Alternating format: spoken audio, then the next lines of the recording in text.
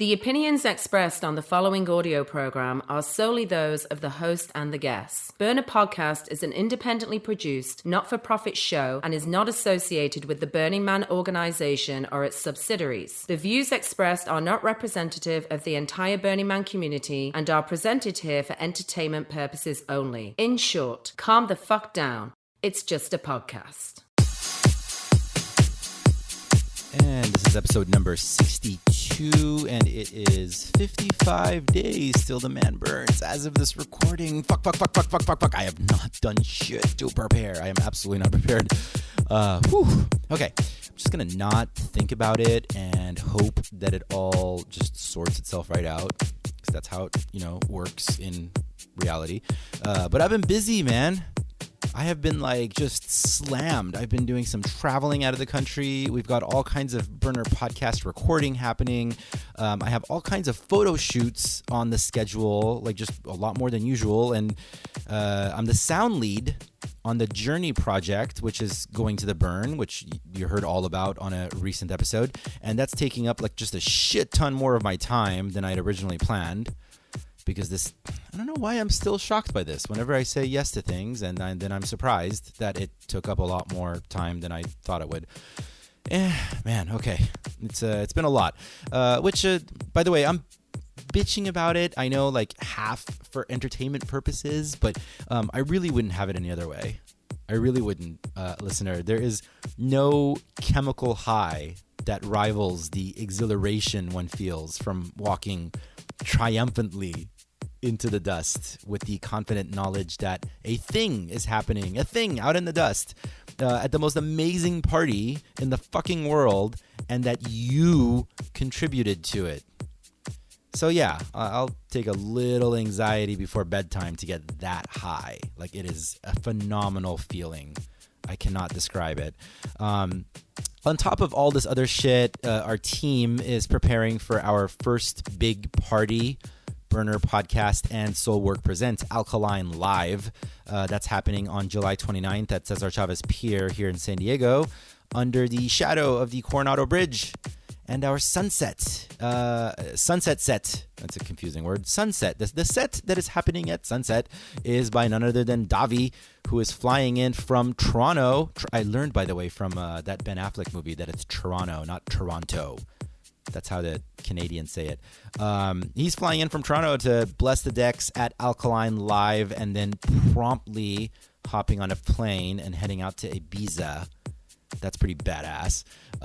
You can catch other Alkaline alumni such as Bass Exotic, Malcolm Brown, DAE.me. I cannot figure out how to pronounce her name. She's amazing and gorgeous, and her music is phenomenal. But DAE.me, damn. And I think it's damn is how it's pronounced. And our very own Navjit Sarna, of course, he's going to be spinning. We're very excited about this event and hope to see you there. There's going to be links over to it on our Facebook page and over at burnerpodcast.com as soon as the ticket sale links go up. Whew, now that all that promo stuff is out of the way, we've been trying for a long time to do an episode about ayahuasca. Remember that traveling I mentioned earlier? Well, this amazing journey has led me to a destination where I finally was able to partake in my first ever ayahuasca ceremony. Which, by the way, guys, do we all really need to do a yoga pose with Machu Picchu in the background? I mean, it's... is it really that necessary? Everyone who goes to Machu... I guess the jumping picture is also up there. It's funny, though. We think it's a little different because we do a yoga pose, but whatever. Anyway, we've been trying to make this ayahuasca episode happen for some time, and the stars were not aligning until now. And in just a minute, you will be hearing two voices that aren't mine, because normally there's voices that are mine, but this one's not mine. And one of them is going to be a familiar one. Charles is back, whom you will remember from episode number 51, entitled Return from Darkness. I highly recommend you go back and listen to that one if you haven't already. The quick recap is that Charles was running an ibogaine aftercare center where he was working with recovering addicts. After we were done recording, after recording that episode, Charles just happened to be telling me about how he was getting ready to fly back to South America again, and he was telling me about this person whom I would later learn is named Tatiana Marquez, the other voice you will be hearing in just a minute. And it was through these wonderful people that I finally got to have my powerful experience. We're going to basically pick up exactly where we left off from episode number 51 with Charles's journey. We're going to get to know Tati and hear the story of her own return from darkness. You like how I did that there? I made like the connection between the two episodes. We'll follow her into the jungle where shit gets like really Carlos Castaneda on you. I really dug that part. And then about an hour in is when we'll get into talking about the actual ceremony itself. I will tell you this. This interview was recorded some time ago. The initial flying on a cloud feeling has kind of subsided since the recording, which we will talk about, by the way, and how and why that happens. So stick around for that. But that initial flying high on a cloud feeling is gone. But I am still having experiences that suddenly bring my awareness to the fact that the medicine is still working inside of me, like on a cellular level. I am definitely more focused. I do have clarity on issues that I didn't have before. I'm so tempted to tell you about all these little synchronicity stories, but maybe that's something that you can ask me about when you run into me on Playa. Remember that first episode with John Halcyon was on, and we called that episode Halcyon Finally? I almost called this one Ayahuasca Finally. But I'm so grateful that this episode turned out to be such a personal one. Like, I wasn't simply interviewing someone who works with the medicine. It was very... I mean, you'll see. You'll see what I mean shortly. So today's episode is entitled Whispers from Mother Ayahuasca. I go by Mr. Arash, even though nobody calls me Mr. Welcome to Burner Podcast.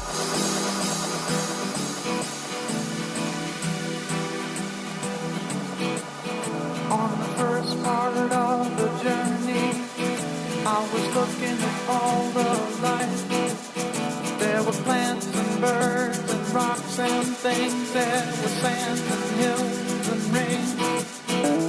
The first thing I met was the fly with the bugs and the sky with no clouds.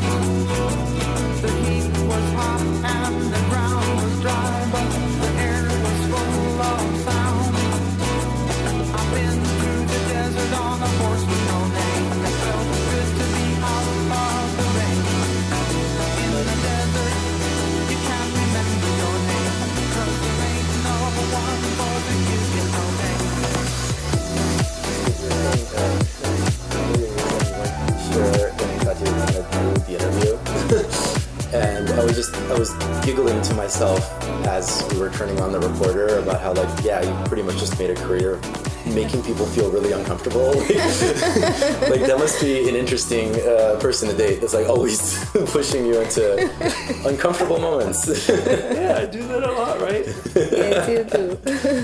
That's something we talked about on the previous episode when I interviewed you. It was like, and I remember like there is just this interesting energy about you where you do that. And I don't remember if we talked about where you got that from. I don't know. Even when I was little, it wasn't honed to a point of like what I do now, where I'm prompting thought. Yeah. But my dad always referred to me as the pesterer. Yeah. You know, there was always something about me that I wanted to bring something up in people. Yeah. You know. Yeah. Some type of energy. I wanted to make something happen. Yeah. Yeah. You know. So it seems like the trajectory of where your path has ended up so far, because it's far from over, obviously. Yeah. It almost seems like you were like being primed for exactly like this life from a very young age. Yeah, something like that. Well, I want to go back to like where we left off last. You were running the Ibogaine Aftercare Center. Mm-hmm. And that was in the United States. Correct. So And I remember after we finished recording, we were like casually chatting, and you were telling me about this very extraordinary woman. Oh, yeah. Who is now sitting in the room. And I remember it was like, and he was just like kind of gushing on and on, but not like, I mean, as gushing as he would do. Like, I mean, he's still like a very even-tempered and kind of like direct communicative person. Mm-hmm. But I was just kind of like, you know, taking the equipment away and cleaning things up, and we were just casually chatting, and he was kind of describing that he was going to be leaving the country again to go and see you. Yeah. So let's pick up the story from there. Like, what happened next? How did we go from running the Abogaine Aftercare Center in Carmel Valley to doing the plant medicine work that you ended up doing? Yeah. So, you know, I met Tatiana probably a year and a half ago, and it was a little bit actually before I started running the center. And as I was running the center, I started to talk to her more, and actually I traveled to Peru in May, you know, kind of right when I was starting the center. And I started to realize that there was something to this, mm-hmm. to this experience, ayahuasca, and just this experience of the traditional nature of it and going to the jungle. Mm-hmm. And so something to it, what was your impression of it before these trips? Before my impression of ayahuasca from my previous experiences, was just another kind of psychedelic. Mm-hmm.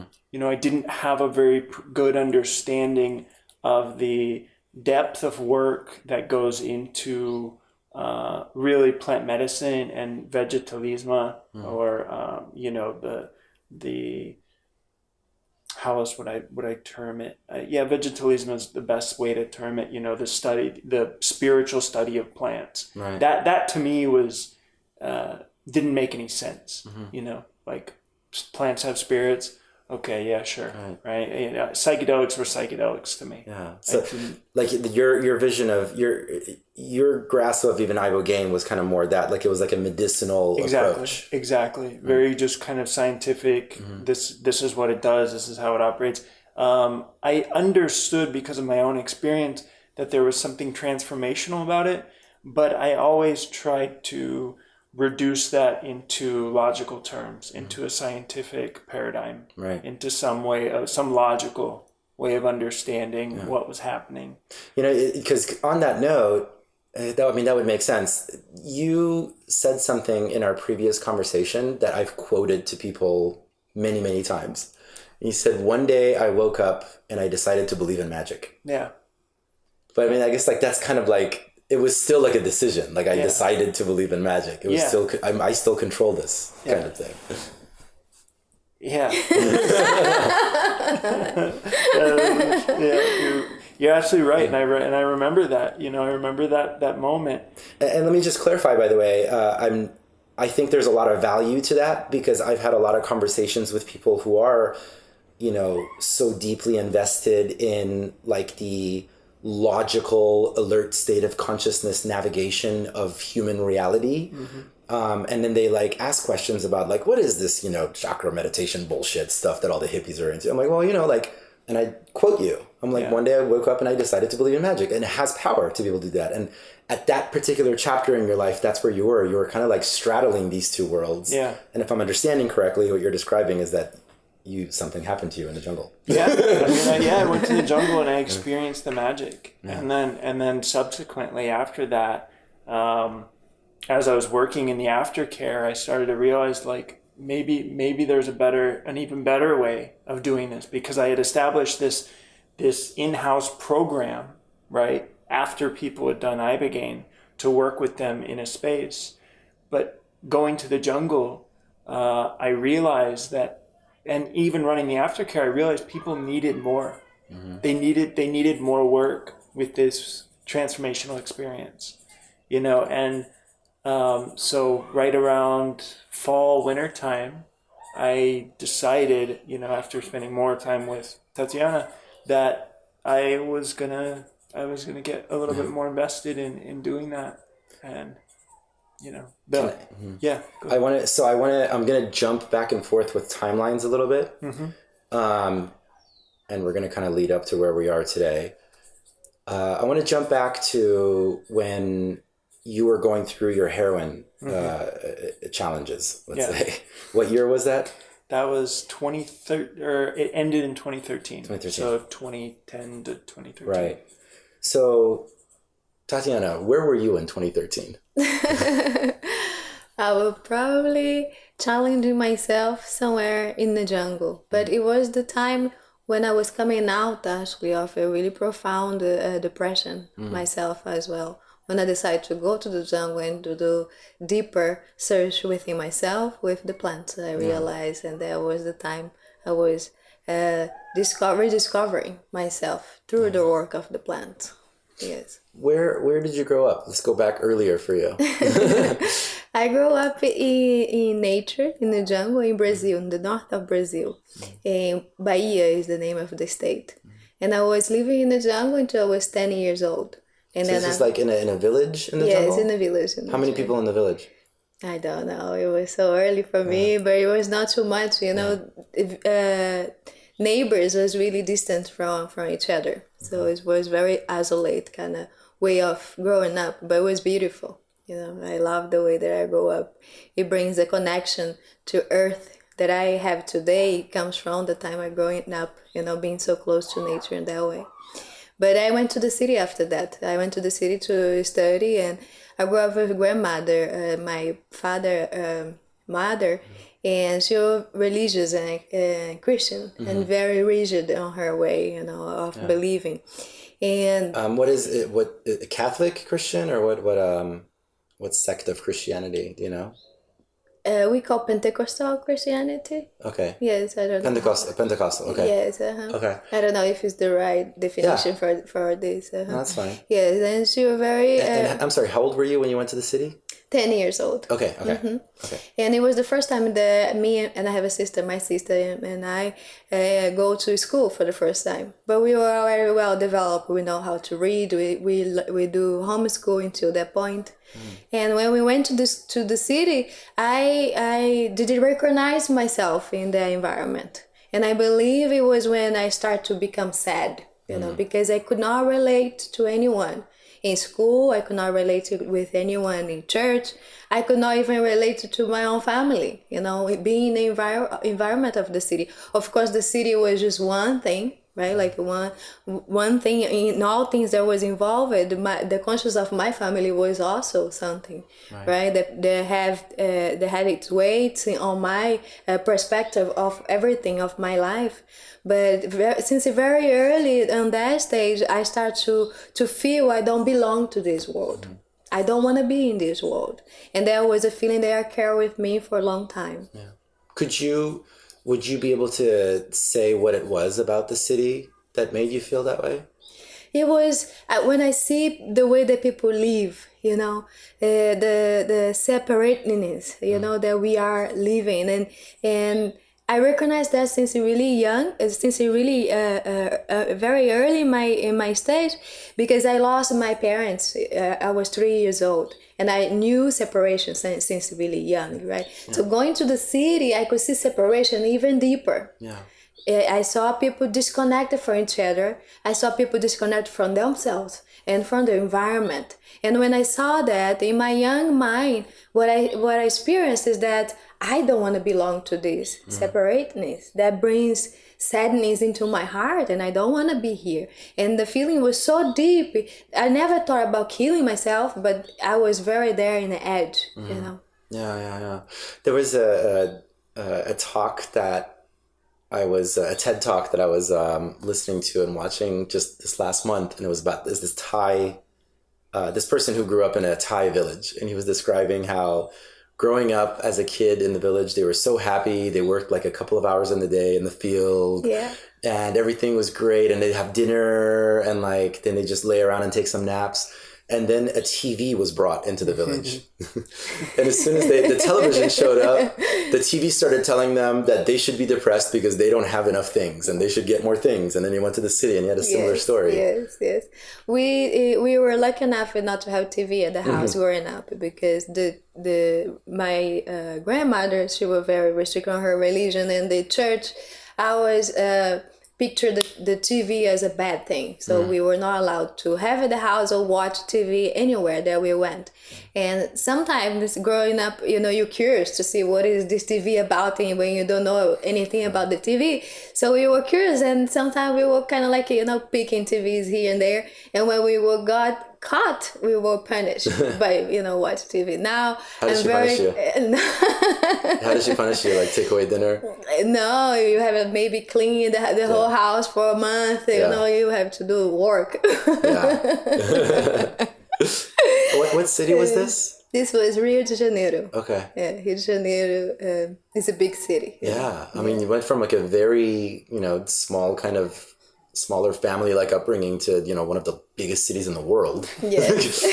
I mean, that's a lot. I was really quiet for a long time, like quiet in school. I didn't feel confidence to share of myself or to talk about what I was going through, so I carried that with me for a long time. Yeah. Mm-hmm. So let's flash forward to about 2012. Mm-hmm. What's going on in your life at that time? So 2012 was actually the breakthrough that I had. Mm-hmm. I was in the deeper state of depression. I was living in New York at the time, and I was there. You said in which city? In New York City. In New York City? New York City. Okay, let's go back then. Yes. How did you end up in New York City? Yeah, I was living in the south of Brazil for a period of time, and I was doing work there. And I decided to come to the States to learn English because my work requires that I speak fluent English. What was the work? It was travels. Okay. People that comes to the south of Brazil, and we host them, with housing and showing them the island. Is a small island in the south of Brazil. You're working in tourism. Exactly. Right. Mm-hmm. Okay. So you went to New York to learn English. Yes. Okay. And it was because I had a hard break at this time, and I decided maybe if I go somewhere new that I don't know anything about, I'm gonna be distracted and I'll be so heartbroken. Yeah. They make a lot of TV shows about that. Yes. I went to New York to learn English. Then I became really sad. It was like the whole sadness I've been carrying since that young age. Everything came out at that moment, because I was even more isolated, even more disconnected from everything that I knew. But I had to get to that point. I believe the universe have a reason to bring the things that the universe brings to our life. It doesn't come for just coincidence. You're going through struggle, not for coincidence. Universe is testing your strength for something bigger. But of course, I didn't understand that. And I felt the pain and I felt the depression. And in New York, the breakthrough happened when I decided I was not going to eat anymore any food until I may die. My body, give up and die. And it was a 3-month period. I locked myself in my apartment in the middle of Manhattan. I lived by myself. I had a little dog with me. Mm-hmm. I locked myself and I wait. It's just not going to eat. I'm going to wait until death comes. So you kind of you wanted to leave Earth. Yes. But you didn't want to actually take the action to kill yourself. Exactly. Okay. Yeah. I believe it comes from the condition of the church as well. Mm-hmm. We see that if you take your life, you're not going to go to a good place. So I guess I have had that fear still inside of me, so I will not take my life. Wow, that is like the most dedication to suicide I've ever seen in my life. Stop eating. Yeah. I'm gonna stop eating. Jeez. And then something also happen with you when you stop eating. You start to have experience that your mind may not understand if you don't have a spiritual practice, but your mind starts to behave in a different way. We do that in the jungle. We go through long period of fasting to activate things in the mind.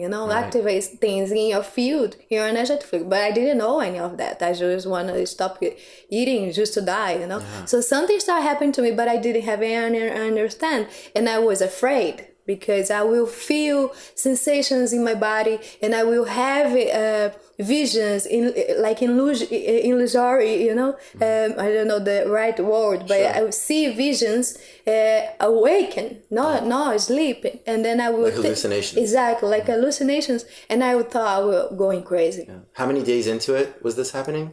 It was a 3-month period, and then it was 20 days towards the end of this 3-month period, I was having this experience happening Wait, to you me. didn't eat for 3 months? Yes. Wouldn't- I would drink water. Uh-huh. I will feel shake. My body couldn't even like lift, from the bed. But I was just waiting to die. I was waiting to die. Why even drink the water then? I don't know, because I was feeling too sick. The water will help me not to feel too sick. If you spend a month without food, your body starts to behave a certain way. But after that, you kind of get used to it. But you don't feel so good when your body is moving. So I was just like lay there. What do you remember any of the hallucinations? Yes, a lot. It was actually the trigger that took me to the next step, right? When I'm going through that, and I remember very vividly that the vision never left me. It was one night that I wake up and I feel there is something in the room, right? I'm in my bedroom and I feel something is in the room. And I feel really scared because it's not the first time I feel this, but I am so depleted and I don't know how much strength I have in my body, but I just feel fear going through my body and I shake a lot. And I am so mad in my mind that this is happening and I'm wanting to die. I cannot die because I'm still waking up every day in the same place. And then I start to feel this presence again, and very strong. So I get... Does the presence feel malevolent or does it feel kind? It feels like a person. And I feel scared because I don't know. Because you don't know who it is. Yes, I cannot see what is it. And I cannot tell if it's good, if it's bad, But in my mind, it's bad because I don't understand it. It must be bad, right? Yeah. So this presence, I start to feel more strong. The sensation is it starts to become more strong. Into the moment, I feel almost crushed, in the middle. And I start to scream. Asking, what is going on? Yeah. I want this to stop it right now because I cannot take it anymore. I want just to die and this is start to happen to me. So I move from the bedroom to the living room and I sit in the couch. I'm crying and I'm on this state, very confused and afraid. And then I am looking in front of the wall in front of me. Just looking. And suddenly I see awaken, I am not sleeping. I am awakened, and I could not understand it. I am going crazy for sure because I never see something like that happen, and never heard of something like that happen. Only with the people that was really going crazy, right? And I see like a door open in front of me, and a person is coming. Right, a person like a male figure, but I don't see the details of the face. Right. And he sits in the couch and doesn't say anything. And then when that happens, I realize it was the spirit of my father, because the knowing, the memory of my father, everything comes at this moment, but there is no words, And then I realized, I know, I'm dying. Your father had passed when I was 3 years old. Yeah. Yes, and then I realized I am dying, and this is what I was asking for all this time, is to die, and this is how I'm going to die. Someone came to take me. So there was this feeling of alleviation, I relaxed, the fear went away, and I just wait to see what is going to happen next. And nothing happened. Just the presence sitting by me, and the door is still open. And I continue looking through the door and feeling the presence by my side. And I see a little girl, no more than 5 years old, coming towards us, towards the sofa where I was sitting and feeling the presence with me. And the girl extended her hand like that, without words, and just puts her hand out towards you. to put the hand out. And and I realized she's extending the hand for me. Yeah, come with me. And then I realized, am I ready to die? Am I, the question, am I ready to die? And there was no movement, there was no reaction, there was nothing, there was no thought, right? And after that, what I see, the presence is stand up, walk towards this little girl, handed her his hand, and they walk through the door, both of them. Does the door close? Yes, and then they became the war in front of me again. So there was nothing. There was this space empty in my mind for a long time, until I realized the light of the day was coming through the window, and then I became present again into my apartment, the room, the living room. And when I realized that I was back, I didn't have a single sensation of fear or sadness. So then I thought, now I am really crazy. I have got schizophrenic because I cannot explain this. And I'm feeling this adrenaline and acceleration and a will to be alive. Right. And this happiness, feeling so much that I cry of joy. And I realize there is no reason to be sad. There is no reason to be in such a state of suffering. There is no reason to want to die and leave the world. And I see the light, and it's like I'm seeing the light for the first time. And I realize how precious life really is. Just for the eye to encounter the light for the first time is worth to live 1,000 lives. Right. And when I have this realization, I walk to the window and I see the city. I live close to the East River, and I see the river and the sun is coming out, and it was like a heavenly vision. You can imagine this, New York, how busy it is, and it was like being born again is how I can describe. And then I started searching. What is wrong with me? Why is going on with me? And I found meditation, and I found yoga, and I found people talking about life after death experience and encounter with spirits and things like that. So I realized maybe I'm not going crazy. Maybe something just shift within me. Right. And I start practicing. I start practicing yoga very seriously. I start eating better, preparing myself, but I didn't know for what. And for 10 days after this experience happened to me, and I am already going outside and happy to be alive, happy to have my life back. A friend of mine from Brazil that also lives in New York City, she went to Brazil for vacation, and when she came back, she called me and she said, I have this special medicine that I brought for you, and she knows all that I'm going through and everything, and she said, I brought this medicine to give it to you, and I know that this is going to make a difference in your state of being, of your life. You have to do 3 months of cleansing. So, do all the cleanses I could do to clean my body. She's telling you have to cleanse for 3 months. Exactly. Okay. Yes, until the day of drinking this special medicine came. And the day came. And I didn't have any idea what ceremony is, really. She went to a ceremony in Brazil, and it was administered by Santo Daime Church. Right? So she had that experience only. She didn't have more than that, more experience than that. And then she kind of like demonstrate how she saw it, they did, and we drank the medicine. And this night, I'll tell you, this was in 2012. Yes. Okay. Yes.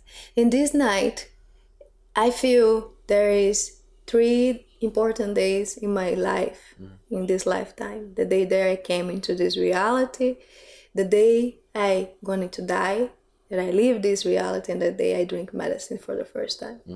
When I drink the medicine for the first time, everything was revealed to me. I don't know why, but maybe there was a calling of my own heart, to know roots, to know purpose. And the medicine took me deeper, very, very, very deep. And I could see events that happened before I was born, the situation when I was in the womb of my mother, because it was very disturbed at that time. And I saw why I came, the way I came, and why I chose the situation, the environment that I chose to be born into. And that you chose the parents that you downloaded into, and you remember. Exactly. And that was everything I could ever ask to the universe, It was that connection back, and I was connected. And I knew when I finished the session, I knew that my purpose here was to share medicine. I didn't have any idea how that will be in practicality, but I knew that would be my life in this earth. Can you say why you chose? Because the medicine gave me so much of free realization that I could never encounter anywhere. I will probably have to isolate and study for the rest of my life if I have to tap into what the medicine brings. I mean, like to come to to have been born to the parents that you were born with, as opposed to, I don't know, let's say some parents living in Colorado? Yes. Like, why those parents? Why the jungle? Like, is that something? Was it that clear? Yes. It was not the first time that I was born in a jungle, but the other part that was missing is that my mother is a native. She's a native of Brazil, Tupi-Guarani tribe, and her forebears, it was medicine, men and women, the whole family and the tribe. When my mother encountered my father, it was the separation. She separated herself from the tribe. So the knowledge was kind of like disconnected there, right? When I continue to practice the medicine, I see all that was lost. And I wish in my heart that I had that back. And since I was 3 years old, when my father passed away, my mother left home. I never for me to see her again. And as I practice the medicine and wish that connection back, the medicine showed me that I'm going to find my mother. But how? I don't know even this woman is alive. And sure enough, after the 3rd year spending time in the Amazon jungle, I found my mother. My sister actually found my mother. She wrote for some radio station in the region that we were born, and someone answered and she found our mother. Wait, I'm sorry, I just need clarification. So I thought that maybe I misunderstood earlier, that both your parents had passed, but it was your... My father passed and my mom went away. Oh, okay. Yes. And then that's when you went to the city. Yes, Okay. yes. I went to the city later on, though. I was 10. 3. I was three. 10 when I went to the city. I was 3 when I lost my parents. I lost my parents. The father died, mother went away. Okay. And then... So how did you get back to working with the medicine? Did you go back to did you already know who to reach out to in the jungle? No, I didn't know anything. How did you have a mentor, I take it? Yes, it's a journey, and it's a journey that continues. And so I realized, I have my first ceremony, and I realized this is what I came here to do. I came here to share medicine with other people, and I didn't know why I came here to but it was just that the knowing that I came to share medicine, but without knowing how that will be, displayed in my life. So how did you start? Where did you start learning? Yes. I drink medicine for about 3 years to understand the depth, the medicine was taking me into all the layers of my being and bringing me realization until I decide I'm going to go to the jungle. But of course, in my process and, practicing the medicine, drinking more and more and feeling really connected to the medicine and the visions, that was it. That was the calling to go to the jungle, right? To go to the jungle to understand more, to know more about the plant itself. Yeah. And I decided to go to the jungle. I chose to go to Peruvian jungle at the moment. At that time, I chose to go to the jungle the first time because the jungle in Brazil, there is a lot of Santo Daime and vegetalismo is very strong in Brazil. What's really strong? Santo Daime is a church. Okay.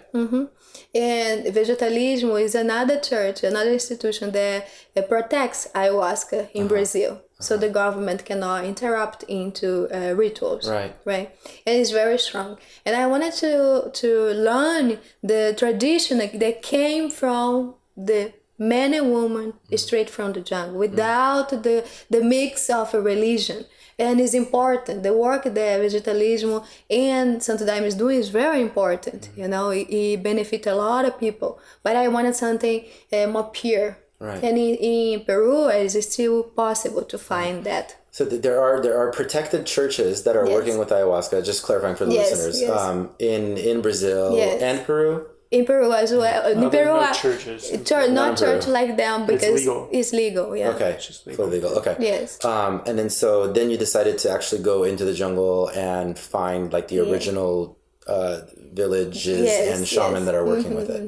Okay. And I go to Peru and I go to Pucallpa because I have a friend that knows someone in Pucallpa that is looking for the same thing. She's looking for a medicine man and woman, an old medicine man and woman, to teach and show the way of the plants. There is a lot involved on that. The path of the plants. When you start to know about it, it's not just ayahuasca. Ayahuasca is like the cherry in the top of the cake. You know, there is a whole world around that, and a whole world of plants around that, you know, that can help you not only to heal the physical body, but also to learn, you know, straight from spirit. I want to get into that in just a second, but so when you went to the jungle, did you find a mentor, like a shaman to work under, or was it? That was the journey I was telling you about. It was a journey that I embarked into when I decided to go to the jungle, because I didn't have any idea where to look for this person, right?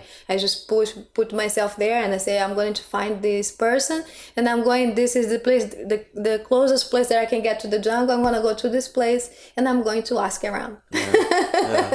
I have another person, as I say before. Because, are there enough people in the jungle that just randomly start asking questions? I don't think so. I feel like you're in the but jungle. That was what I was thinking. I didn't have anything better. And then I have a friend that say, oh, there is someone that is looking for the same person in this region of close to the Amazon, in this part of Peru. And I go there and I meet this friend, and she was looking for the same thing. She the same kind of similar journey that I was into, you know, drinking ayahuasca before in Portugal, and then wanted to learn more and go deeper. Went to Peru to find a teacher. Wow. Yeah. So we are looking for this teacher for about 4 months, you know, without success. Yeah. I mean, we work with several people. There was not genuine medicine man and medicine woman, but we had to have that experience. So, like, looking for, so like, what is it's 4 months? It's like, what's happening in an average day in 4 months of looking for an ayahuasca shaman mentor? Oh man, like, going to Peru and living in Pucallpa. I don't know if you have seen anything about the region, but it's a very poor region of Peru. You know, you see people suffering for not having the things that we are used to have, you know, in the world. They are suffering for all kind of things because they came out of the jungle. So you see poverty everywhere. You see... Are you staying with people? I'm staying with... Yeah, I was staying with this old woman in this little house that was almost falling apart, you know. Like, how did you meet her? Through asking someone else, you know. This woman actually in this case, she was one of the person that say she were a master shaman. So we decided to stay with her. Both of us, we stay with her in her house, and she's teaching us. But in the end, we find out that she is not. You know, she's just using the opportunity, and there is a lot of that in Peru. So so using the opportunity, meaning like she just was looking to make a quick buck, like trying to make money. Exactly. Interesting. And how did you conclude that she didn't know what she was doing? Because as we wanted to reach further with the, you know, like we do diets, right? There is a lot of work being done around the diet. So the diet is the first thing that you're going to do. You're going to do a diet before you reach anywhere else, right? You're going to start with the diet, and that means you're going to drink a plant for a period of time to learn straight from the plant and do fasting or eating very little, right, for a period of time, and then go to the next plant. Right. So she showed us maybe 5 plants, and then we request to know about more plants, and she didn't know about the plants, right? Okay. Yeah. But still, she still say she's a master shaman. But at some point, we realize, of course, she doesn't know what she's doing. Yeah. Right? And can I clarify here for listeners? So there's different plants in that world around the ayahuasca, like not necessarily just ayahuasca vine itself. There are other plants that teach you along that process different things. Yes. The elders in the jungle and the elders before them, they say there is a plant in the Amazon jungle for each disease that has ever been, that it is, and that is going to be in the future. It's have you read the teachings of Don Juan? I have not. Carlos Castaneda? I mean, it's taking me there. It's making me think about that. I'm sure some listeners are listening and thinking the same thing, so I had to bring it up. Yes. But anyway, so continue. So you find out she's full of shit. Yes. So you decide you're gonna. But I had to work. I had to work with 4 different people and find out the same thing. Right. Until someone from Mexico that I don't know in person, but I know through friends of friends. She say, if you guys are looking for someone like that, you should check it out. This guy named Juan Flores, right? Juan Flores, okay. yes. And then we started looking about Juan Flores, yes. And we found that in the region, in Pucallpa, he had a little office that we could go and request about him, about his work. So we decided to go there, like right after when we know about this person. Right. And we go there very early in the morning, I think it was like 7 in the morning of this day. And we go to... And does he live in a village or out in the jungle? We didn't know anything about him. We just go to this place. They say it's a little office that we could request about him. So we go to this place. And we go there. And it's early in the morning, 7 in the morning. And we get there. And then someone came and talk to us and say, how do you know about Juan Flores? What do you guys want from him? Right? And we say we wanted to know about his work with the plants, and we have interest in learning from him. Yeah. And then they say, how did you know he was coming from Canada today? And then we say, no, we didn't know. We just came here to ask a question. Okay. And as we finished to talk to this person, Juan Flores come through the door. And when he's standing in the door, I have this sensation within myself, like I know this man. Yeah. And but it's really deep. It's almost like he's my father or something, very familiar, and I feel like really comfortable in his presence. And he walks towards us and he look at us and he smile, and then he say, are you guys ready to go to the jungle now? Wow. We're and we have this past experience, so we were like, I don't know. Yeah. So he asked, are you ready to go to the jungle now? And we laugh because we are clearly not. We don't have anything with us. You go to the jungle, days until you come back to this little town. What time of the day is it? This was like 7 in the morning. Okay. Yes. Oh. And then we laugh, and then he said, no, it's not a joke. Are you ready to go now? We don't have more time. The car is right here waiting. I'm going right now. And he didn't ask anything, how it's going to be, where you want to learn. And I found it really weird, but I felt really good being in his presence. So I trust that feeling. And then I talked a little bit with my friend, and then we decided, okay, let's go. Let's go for 15 days. But he didn't have no clothes, no toothbrush, no anything. So a big challenge, but we took it. Yes. And then we go to the jungle for the first time. 15 days. With nothing, with no backpacks. Yes, okay. Thinking about struggle. Okay.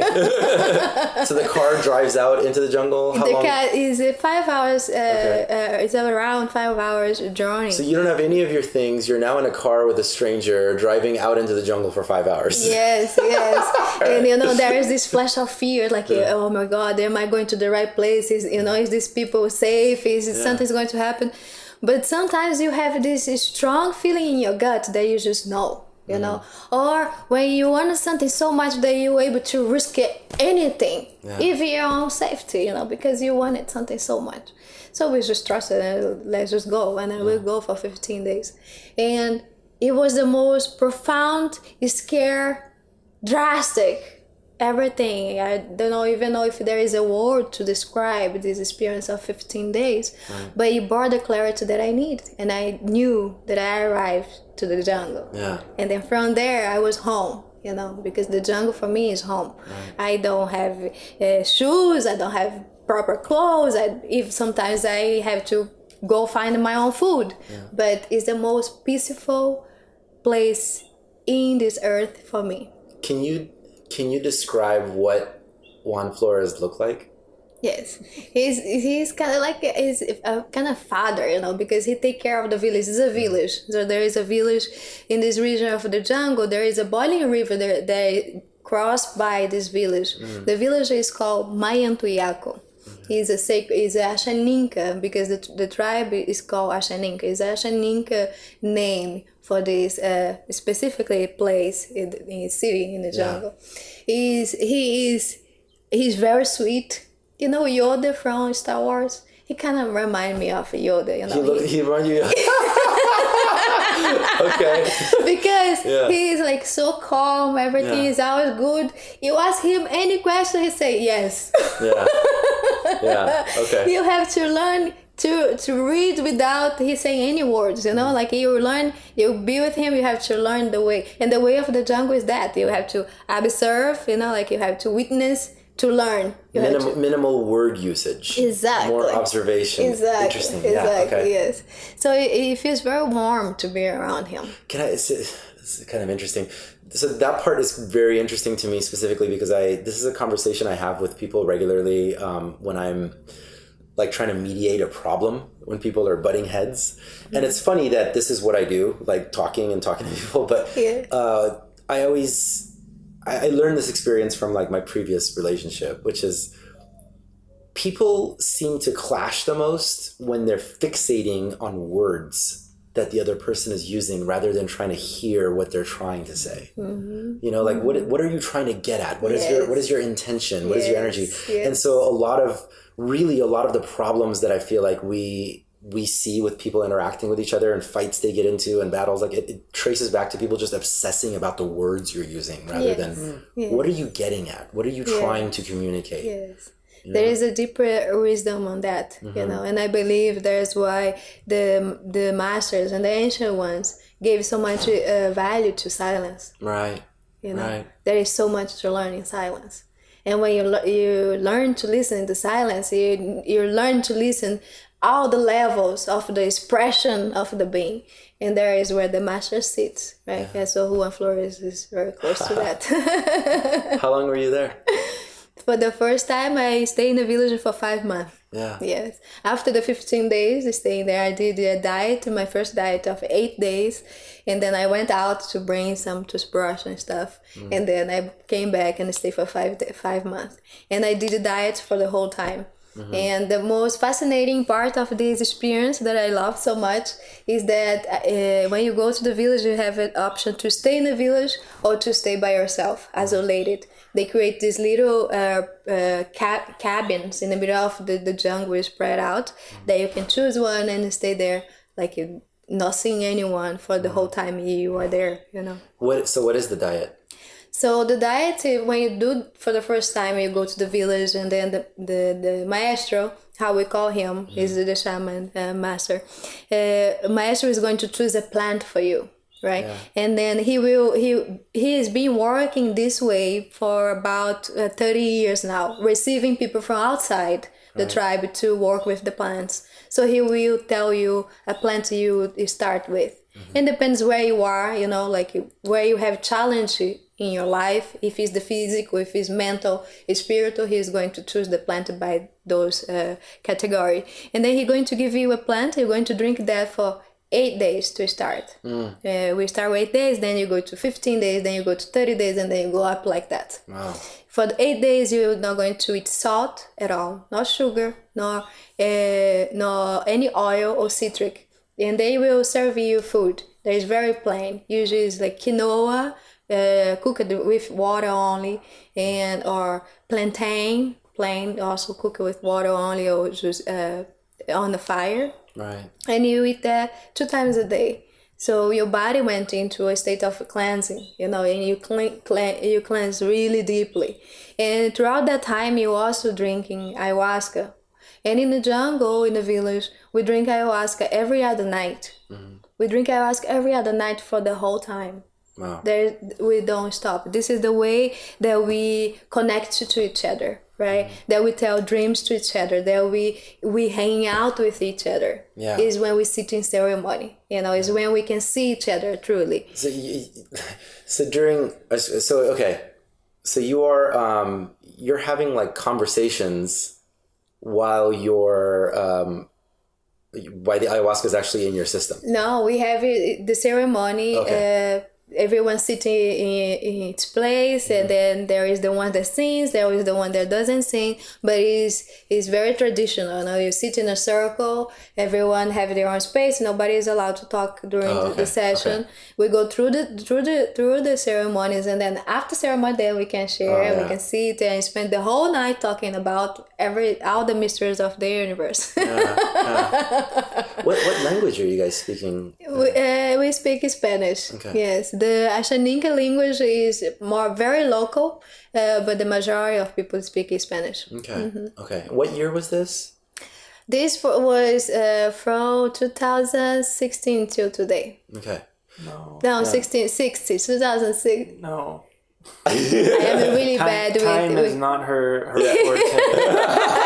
I would say 2000... It's 60 years. 13 or 14, that's what it sounds like. There is 60 years that I have been learning with the Ashaninka, so 13. Yeah. No, because the reason that's interesting is that, so in the era that she's going through this experience, you were going through, basically you guys were on different sides of the earth, unraveling parts of who you were.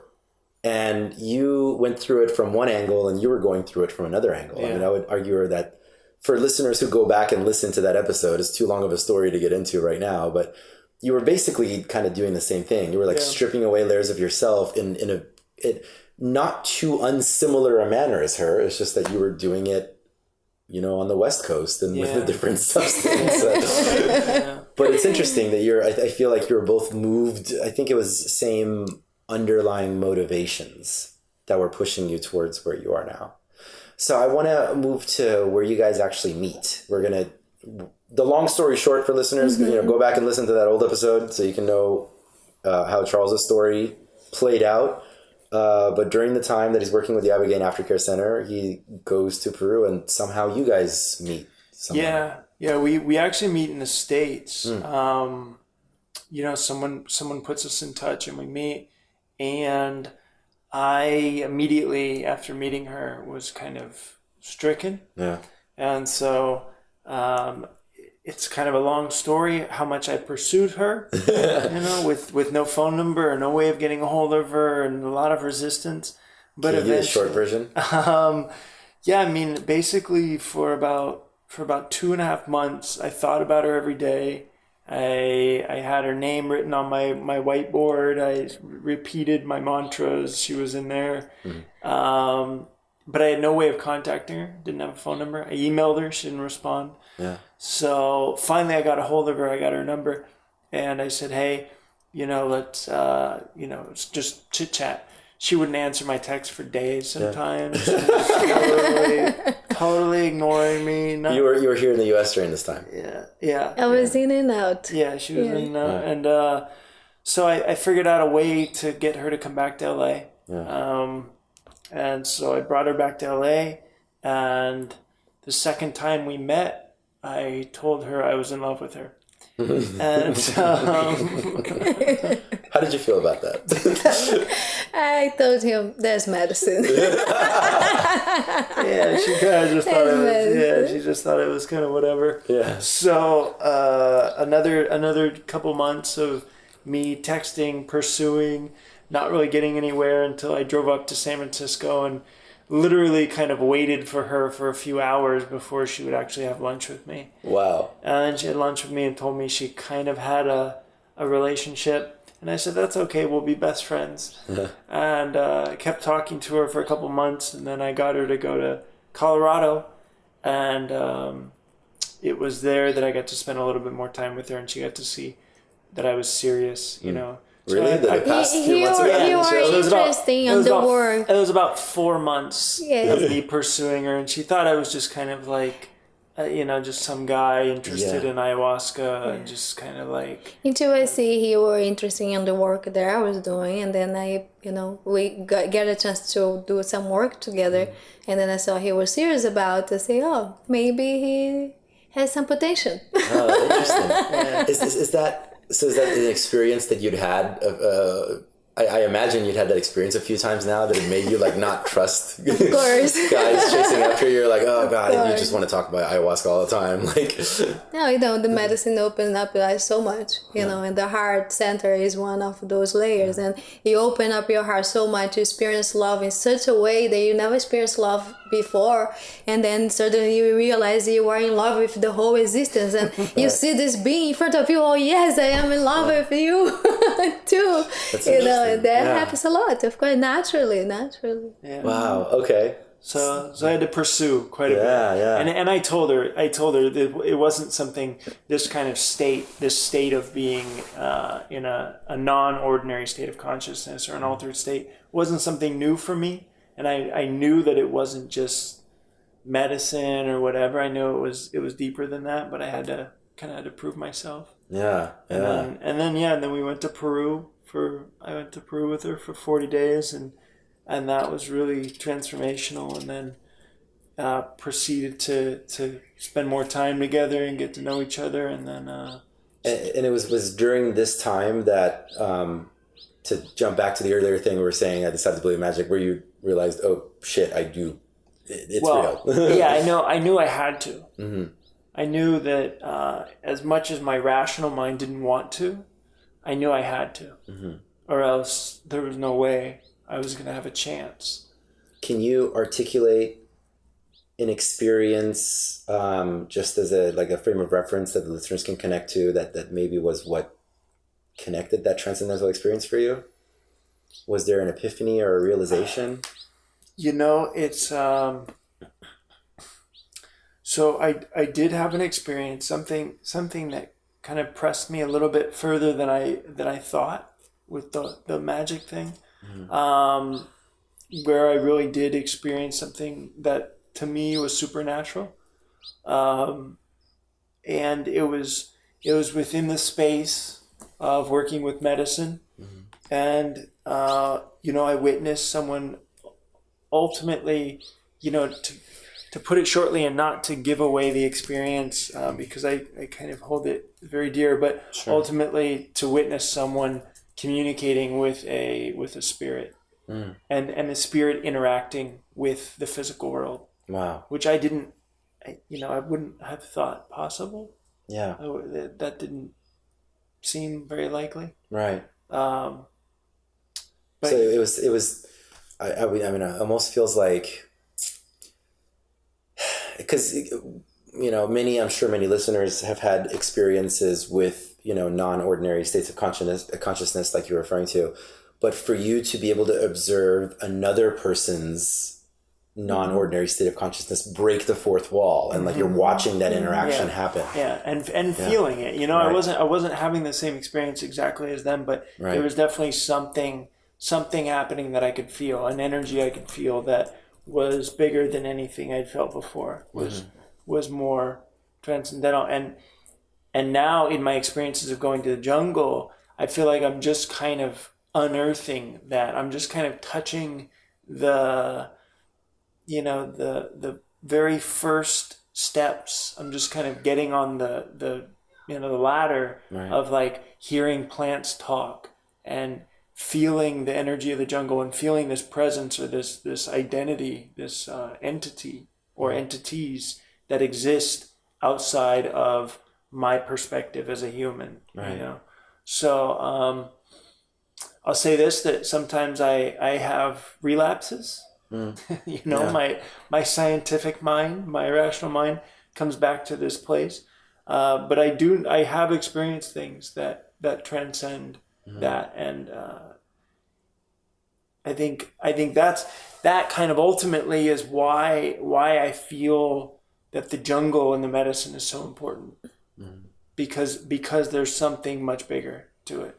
There's something much deeper. Yeah, I mean, your mind, I would imagine, is going to look for ways to come back, because we've evolved, over millennia. Like, we've perfected that system of being here. Yeah. So, I would imagine that's a natural state that anybody experiences. Yeah. So you guys are out there working, and is there a decision made at some point that you're going to start working together? on this? Yeah, right around Christmas. So this last winter of 2016, 2017, I was running the aftercare. Everything was fine. Everything was going really well, but I felt that something was telling me that that more could be done within the space of working with people coming out of addiction. And also my passion is working with people in non-ordinary states of consciousness, not just working with people, but working with people in these heightened states, Right. to really get to the core and accelerate their process of healing and growth. So yeah, right around wintertime, coming into the new year, I said, well, then I'm going to start doing this instead, and starting to work on retreats to to Costa Rica and Peru and Brazil, and start to share medicine with people. Taking people to Mexico, sharing medicine, really working with people in a deeper level. Did you close the aftercare center? I did, yeah. And then were people like forwarded somewhere else? If Yeah, you needed it? they were. There's and I do consult with an aftercare in Vegas that's just starting, called Healergy. That's great. And so I'm helping them do what I was doing. They have kind of the bandwidth for it a little bit more than I did at the time. And so I'm still involved in that world, but at the same time I realized that for me, what I'm really most interested in is to work individually with people very intensely, and really, really make sure that they have a totally life-changing experience. Yeah. Yeah, that part happens. Yeah. That's for sure. It's been a little bit of time since we had. Let's talk about what actually goes into the ceremony. And by the way, if there's any part of it that you don't want to answer for ceremony, to be able to respect the ceremony, we're completely understanding of that. Feel free to say. Because I remember Edward, a mutual friend of ours, did pretty powerful energy healing work session on me.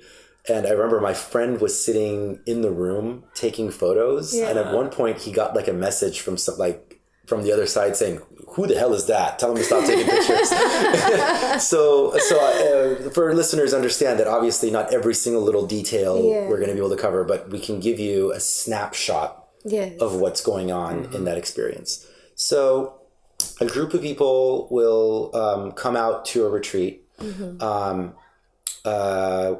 Everyone is advised to follow the diet to the best of their abilities. And I've seen like other people doing some of these retreats in different parts of the world where I've seen like they're very strict on the diet, but I remember you guys was more like a recommendation. Yeah, the diet,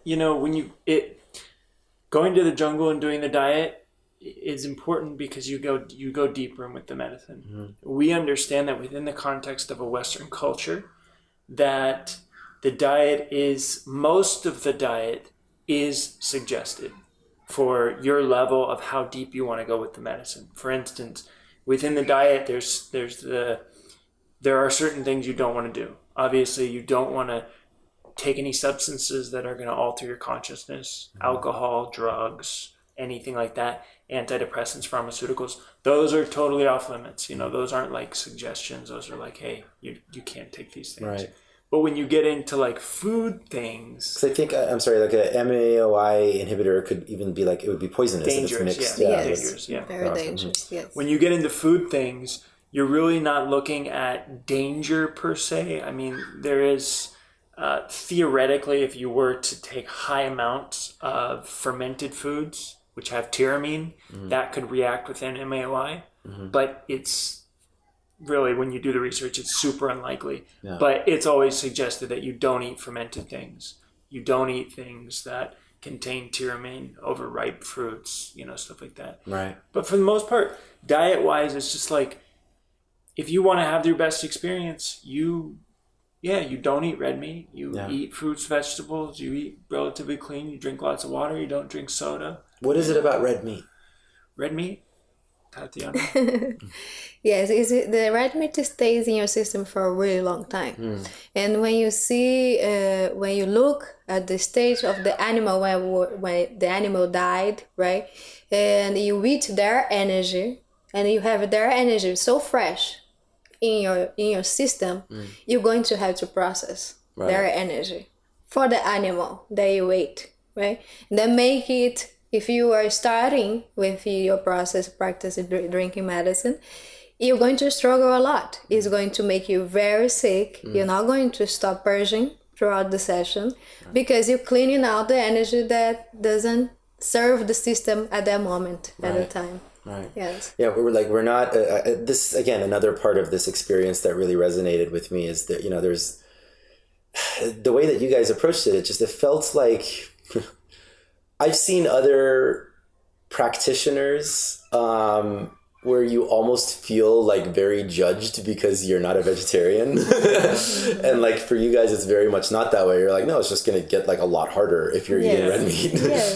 Yeah, we understand the practicalities of regular life, you know, and not everyone is wanting to go into ayahuasca work like because it's going to be their life, right? You know, not everyone is going to stop eating salt for weeks ahead of time. I mean, it's just you can't you can make the recommendation, but you definitely don't want to push it on people. Right. You know, you want to advise the things that are safe. You want to let people know the things that are going to alter their experience one way or the other, and then you want to let them make the decision because ultimately it is their process. It is their experience. You go to the jungle, you have the same choices. Right. You know? Yeah. It is your journey. It's your journey, it's your choice, how deep you want to go with the medicine, right? Of course, we don't have I understand when we go to the medicine for the first time. We don't know what is that the medicine is going to bring up and reveal, and how the physical body is going to feel through that process. We suggest many things to make the process easier, right? That doesn't mean it's going to eliminate the struggle if you have to go through, but it's going to make it easier for you to process the medicine physically, right? And if you have to understand, of course, you're going to prepare your system to go as deep as possible, right? So you're going to avoid all the things that can be in the way of the medicine, bringing you into the depth, so you have a real opportunity to a bigger realization and experience. One of the things on there that was funny to me was it said that running and jogging is okay, but try to avoid strenuous weightlifting. Why that? You don't because I was bulking and like I had to switch to like shredding mode. You don't want to go into a ceremony like exceptionally sore or physically in discomfort. It's just kind of a practical thing. It's not really like a like, oh, you don't want to do it. It's just kind of practical. Like you don't want to, because you're going to be laying down on the floor for a certain amount of time. You're not going to be able to move or stretch a whole lot. And if you're walking in there and you're super sore, you can be uncomfortable. You don't want to be uncomfortable and distract from your experience. Yeah. You know? Yeah, that makes sense. And can I say, by the way, great move on making sure that we were doing this interview after, because like now I can reference these experiences. Because it's funny. So I mean I've been feeling called to ayahuasca for quite some time, but a couple of years ago, I don't know, maybe like a year ago or so, 2 years ago, sure. I don't know. I felt like I was being called to it, but then something didn't quite feel right. And I had a couple of different opportunities and like my intuition would just kind of be like, not yet. And I couldn't put my finger on it because I, like yourself, have no experience to altered states of consciousness. But this particular thing, I would get these jolts. And I've talked about this plenty on the show, like my struggles with my weight maintenance throughout my life. I'm in the best shape of my life now. But one of the things that I got really deep into in the past couple of years was really going inward as much as possible and understanding why I was making the decisions about the foods that I was making rather than just like, trying to diet, like going into reprogramming and understanding and really bringing my awareness to like, there's more like studies and evidence coming out about this now, and about how like the traumas that we have in our childhoods, like people that have sexual trauma in their childhood, for example, strong correlation with weight maintenance issues when they grow up, because we're like creating armor against the rest of the world. So I would like write in my journal daily, I would write my affirmations about I'm no longer holding armor, I'm allowing all the love in. And that was one of the ways that I was approaching losing weight, like really hitting it from that angle, not just like I'm going to diet, I'm going to run.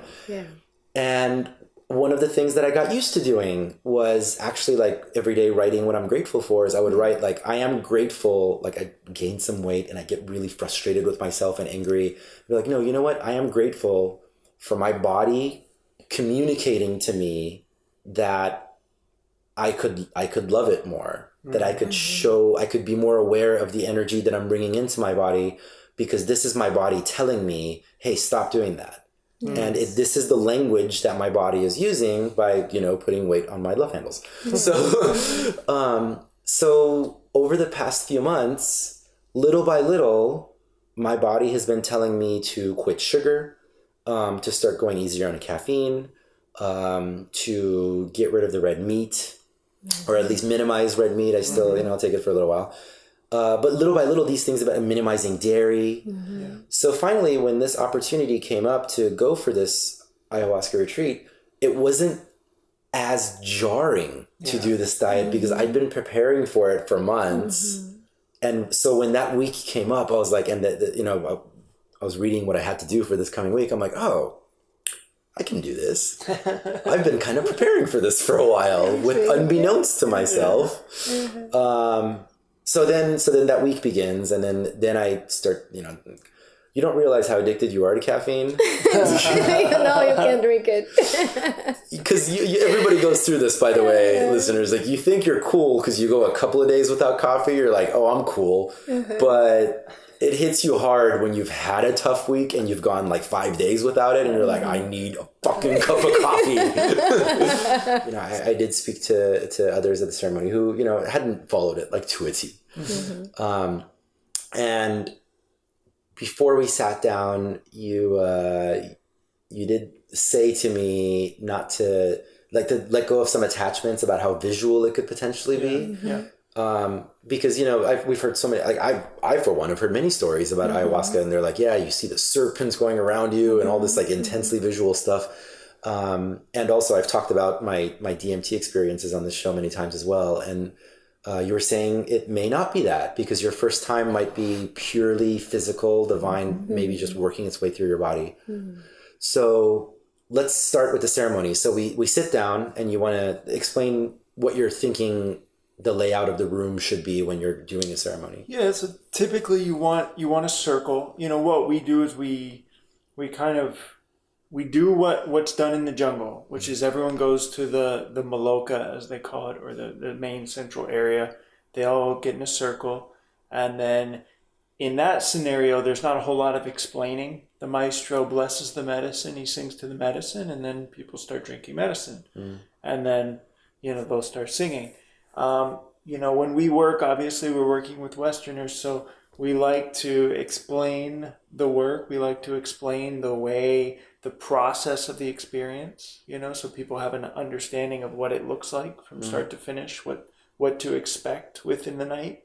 We like to explain what the medicine does, answer any questions for new people, you know, provide some framework, help them with their intentions a little bit. We like to do introductions.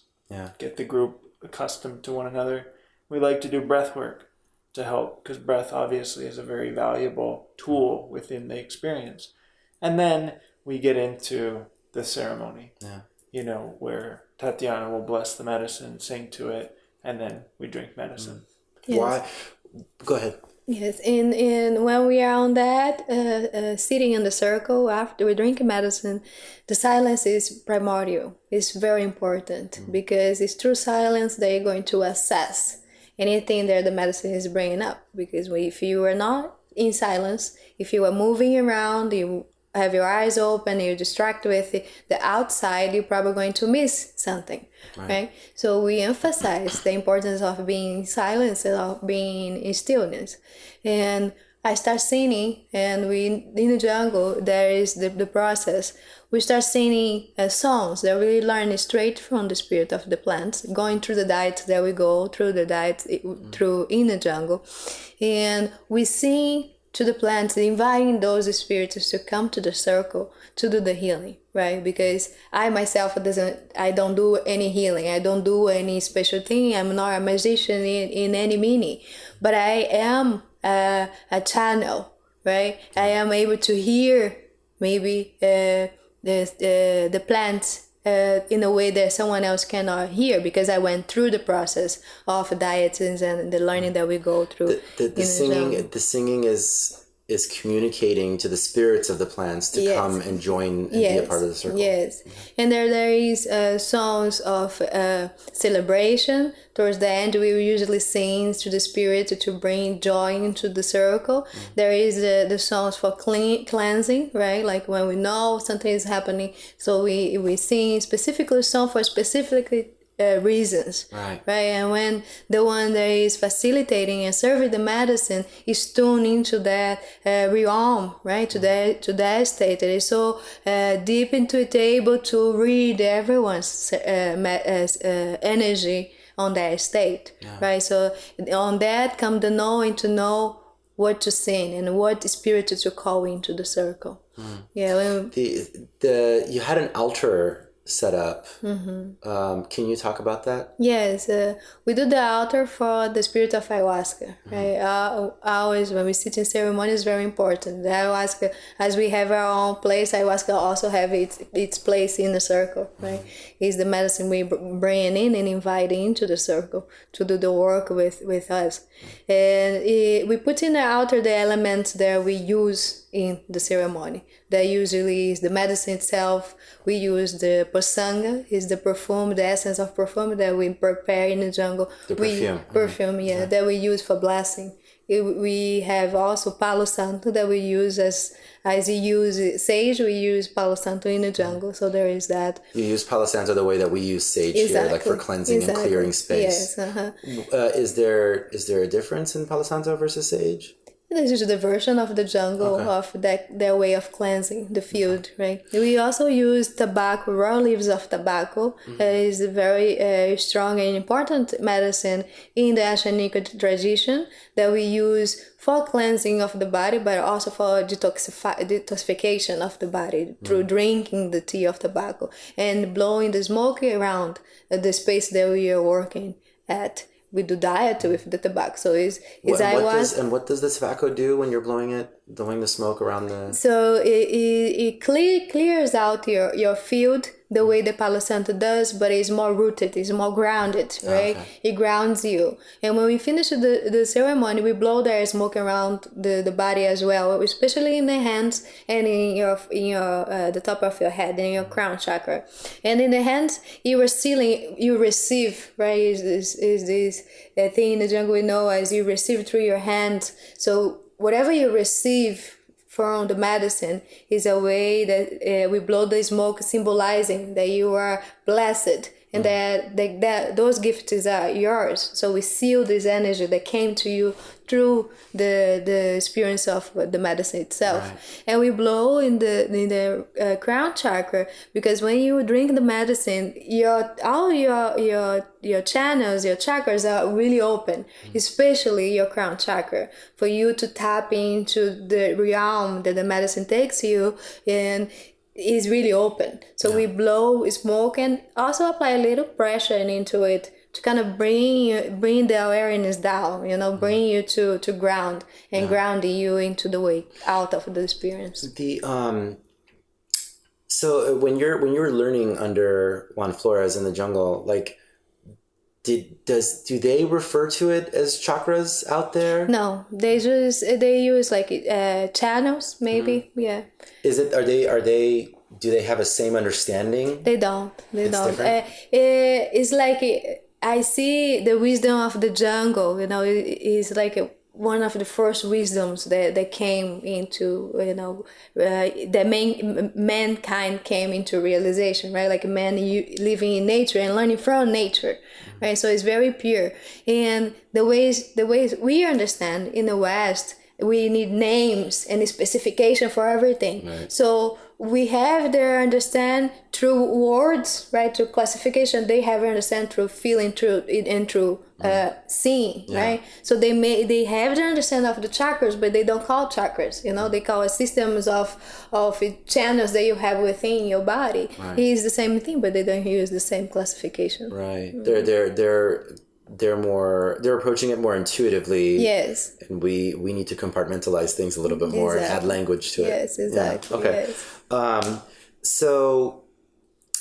So we begin the ceremony. There's an altar. The lights turn off. Is it sunset usually that you try to start it? Yeah. Is it a normal thing? Yeah. Yes. Okay. Why? Night is more quiet. The day energy is really high. Everyone is really active, working, going somewhere. And in the whole, we all feel that. We all feel the agitation of the daily life, right? Everyone is so active.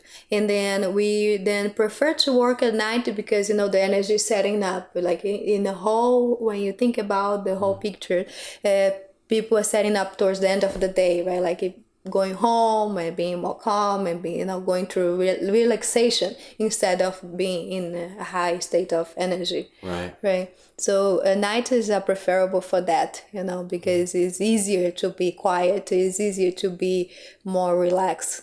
And in darkness, when we are in the jungle, it's completely dark.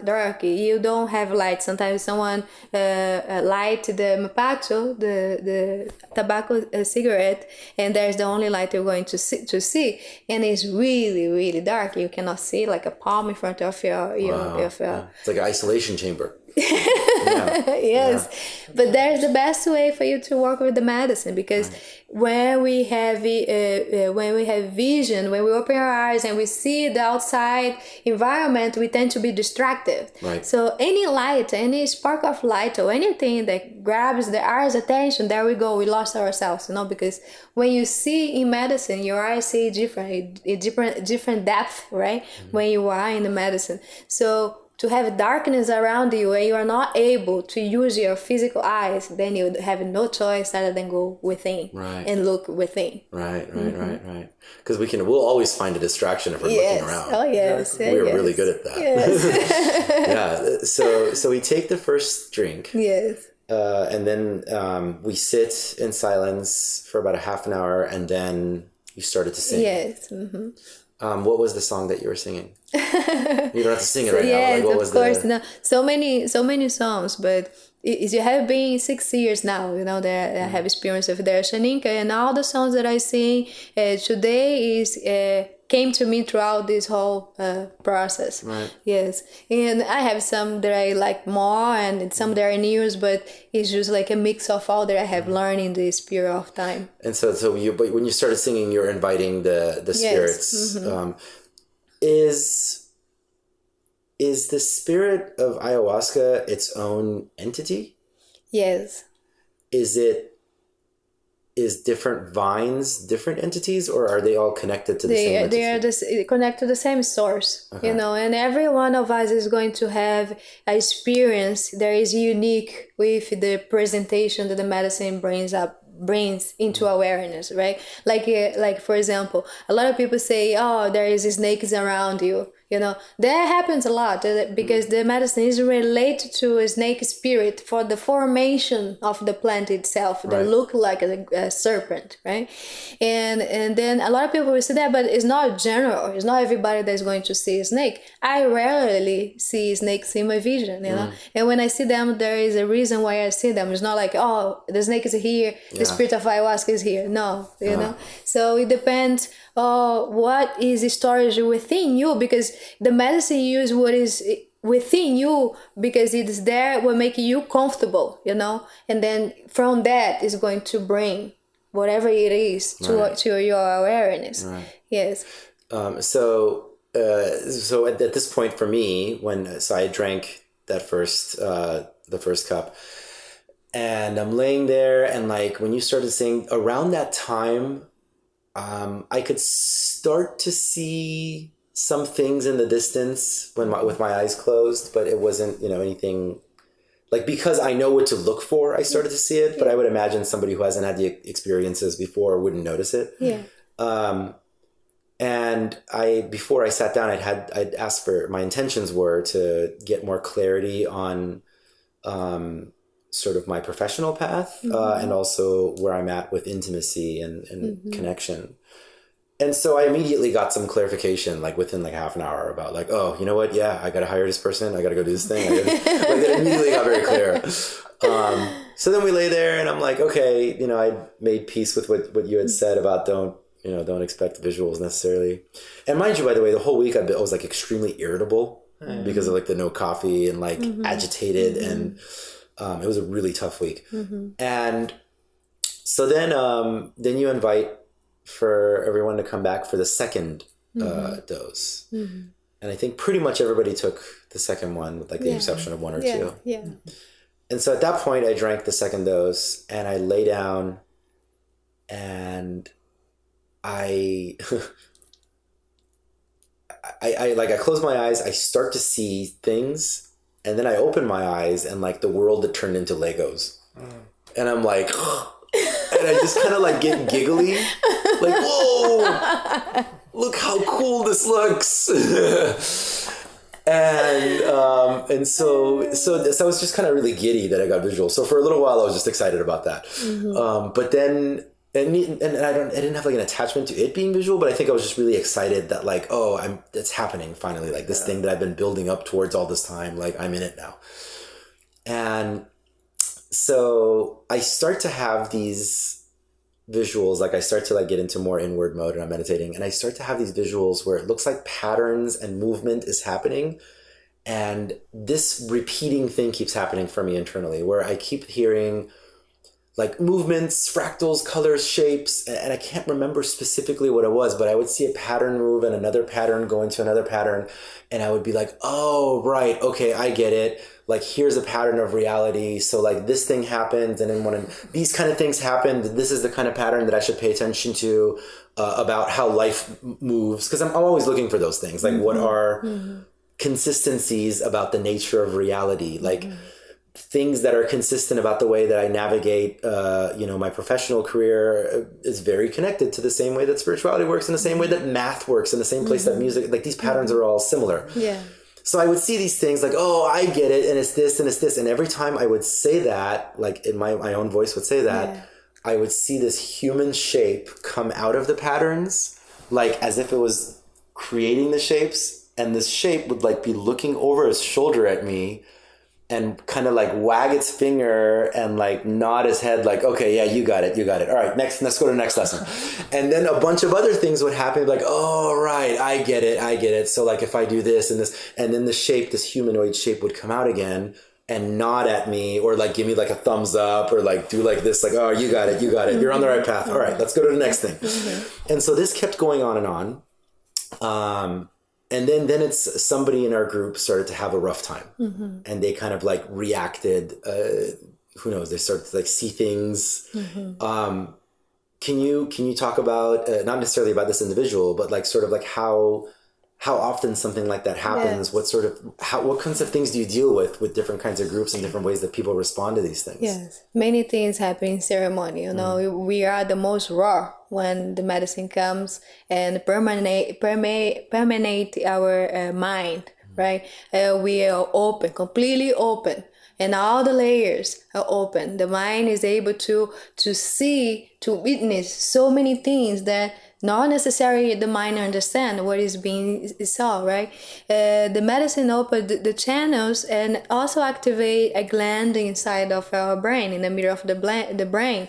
And that gland is responsible for the visions that you have when you drink the medicine. The pineal gland. The pineal gland, exactly. And when that happens, when the pineal gland release these chemicals, right?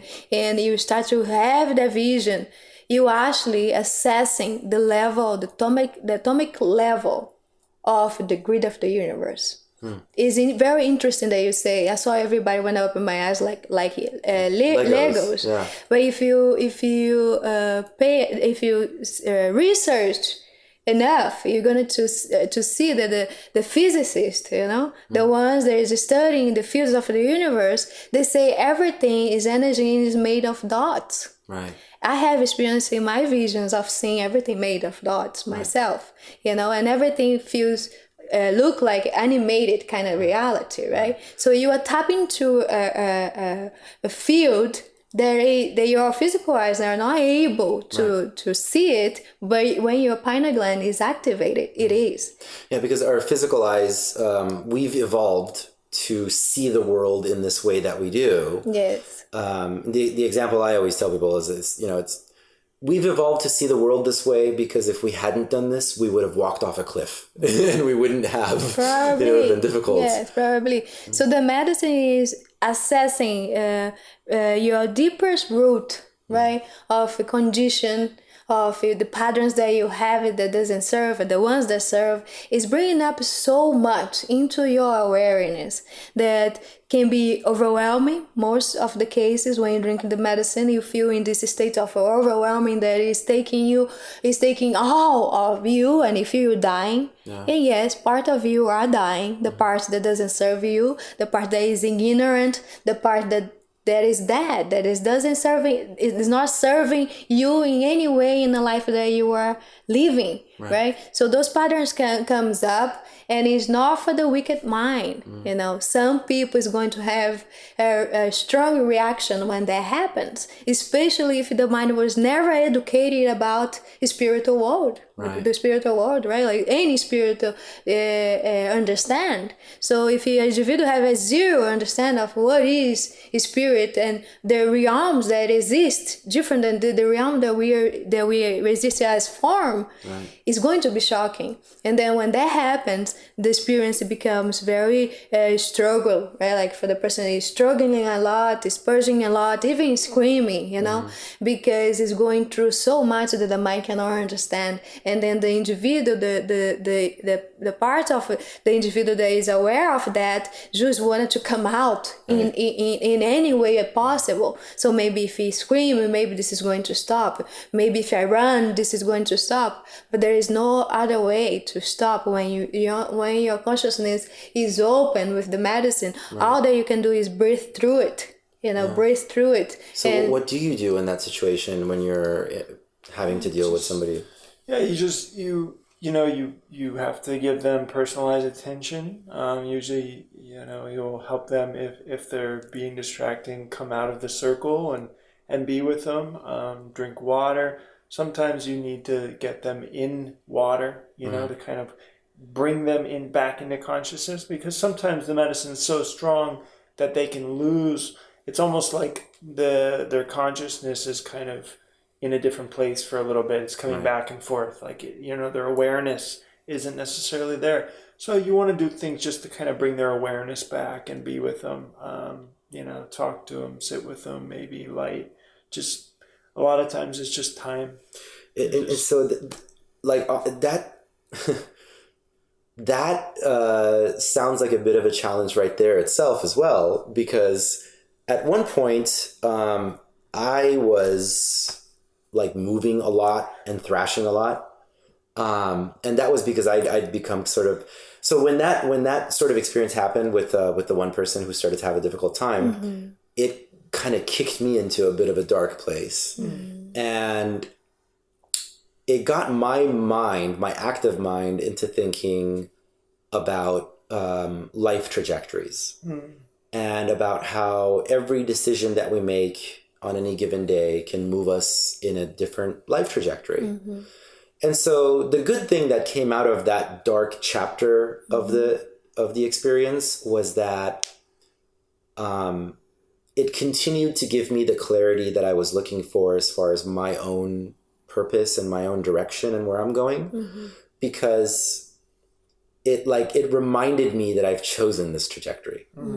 Like, I'm here, and every action that I'm taking today is building my tomorrow. Yes. And I could have very easily been downloaded into a different human body that had a different trajectory. Yes. But it got me thinking about my loved ones. It got me thinking about all of the amazing experiences that I've had and all this amazing life that I have to look forward to. Yes. And it got like all these things I'm excited about and things that I've built in this reality that are mine.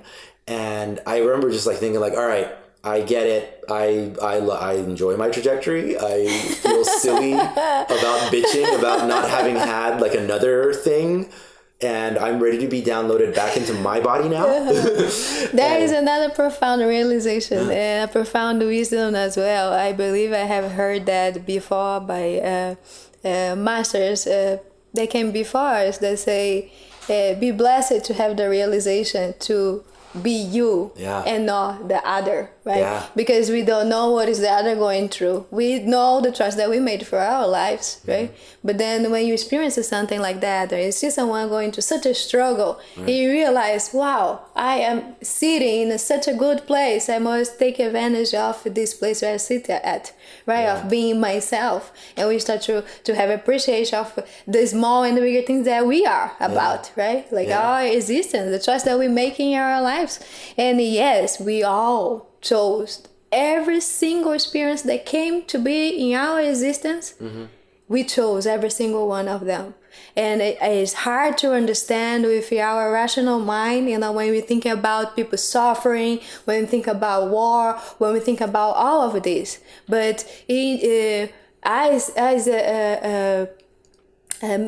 how you say this, the main mind of humanity, right? We are going through this together. Some people are suffering in war. We cannot be completely happy because war is still going on, right? So those are choices, and the war is going on, and we don't see our connection to it, but we are connected to it. It's our everyday choices, right? Until we all realize that our choices affect each other, and then, you know, change can really be made in a global level. Right. Yeah.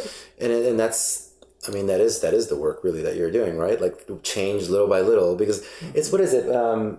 It's like an old saying, say like when I was young, I was trying to change the world. When I became older and wiser, I tried to change myself. Yeah, I think that's one of the things I sent out. Rumi. It's a Rumi quote. Rumi quote. Yes. And it's true. You focus on you and being the best vibrations you can send out to the world. That's what you can do. You can't go around changing other people. It sounds paradoxical, but it's not, because the world is made of individuals like us, right? And if we do our part, of course, if everyone can do their part, the world is going to be changed. But if we see that we have to do something external, that we have to be engaged in something external to make the world a better place, it's not going to happen. We've been taking their approaches, you know, for a long time now. And now is the time that we see, no, maybe if I actually look within myself, if I make the change that I have to change to make it within myself, then yes, this part of the world is going to be better. And then someone else can do the same. I can tell you this, like, I mean, that part of the experience that went kind of dark for me. I've had enough of these experiences where I'm constantly like saying the same thing, which is simply because something is unpleasant, it doesn't make it bad for you. In fact, the majority of growth, in my experience, has been prefaced with some level of pain or discomfort. Yes. In order to make your muscles, it's bigger, first you tear them down. Yes. And so, you know, finally this thing, that's the thing that people are generally very terrified of. Like, you know, you've worked quite a bit with this. You're like, I made a career of making people uncomfortable. Addicts are the worst at that, but a lot of Western society generally has a hard time. Like, they're like, oh no, it's cold, it's a little hot, it's a little this, it's a little that. Yes. So they just don't want to deal with it, like run away from it. Yes.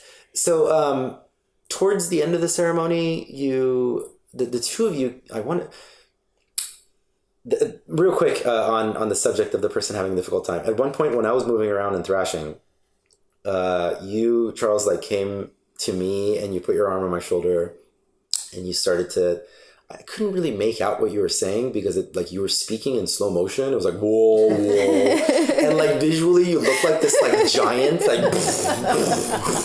and then you like hover over me and I'm like feeling like this tiny animal creature with this like giant leaning over me, speaking in slow motion with muddled sounds. And I'm hearing this, right? And I'm like, it's a little terrifying. I just remember the words, something you were saying about, you should understand what's happening here right now, or for you to be able to see what's happening here, right now? You're recommending I stop moving, but you said a lot of things that I couldn't remember. I couldn't understand. Yeah, basically, sometimes within ceremony, I'll see people struggling, or I'll see people getting caught up in the experience. Mm-hmm. And so this is definitely kind of a Western approach that I take, where I like to engage very lightly, and oftentimes your experience is not much different from a lot of people. A lot of people are not hearing totally everything I'm saying, but they get the gist, which is harness the energy that you're feeling within your body and come into a place of stillness and allow your mind to transform with that stillness. And that's something that we need a reminder, especially if we're early on in this practice. Even I need that reminder sometimes as I get caught up in the experience, to come back into a place of stillness. Because, as we said at the beginning, it's a catalyzed meditation. Yeah. It's a yogic practice, a yoking of the consciousness. That's what yoga is. That's what the ayahuasca experience is too. It's a containing of the consciousness. It's an accelerating of the consciousness into a new state. And to do so, there needs to be focus. There needs to be a concentrated effort. And so sometimes I will remind people in sometimes a confusing... Giant, you're bigger than me, man. Giant ghost thing. Giant ghost creature bending down to me. I think I even had a moment of thinking in that moment, I'm like, whoa, this is kind of terrifying. I wonder what this would be like for somebody who doesn't have experience with stuff. I definitely, during that chunk of the time too, there was this absolute understanding that I was in between worlds. Like I wasn't quite here on Earth.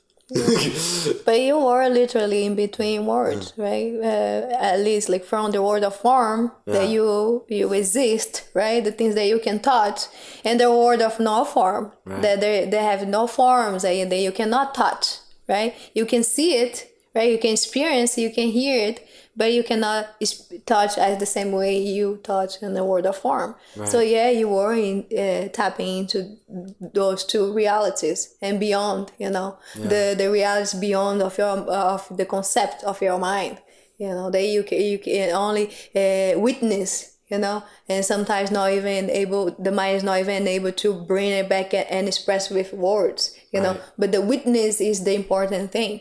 The medicine brings those things up, and all that we have to do is be still and witness what is it, right? Yeah. And the magic happens from there. So this is the question that's on everybody's mind. This is the first question everybody asks. Do you have any way of predicting who's going to purge and who's not? Is there any method to that madness? Everybody's terrified of purging. Yes, it's very individual, that part. You can purge because your body needs to clean something deep within you, within your physical body, also within your emotions, because we store a lot of emotion traumas within ourselves, the way that we grow up in the Western world. So the medicine brings that out. And in the jungle, we see, really good, purge is happening, and we celebrate the purge because the work is being done and the person is going through it.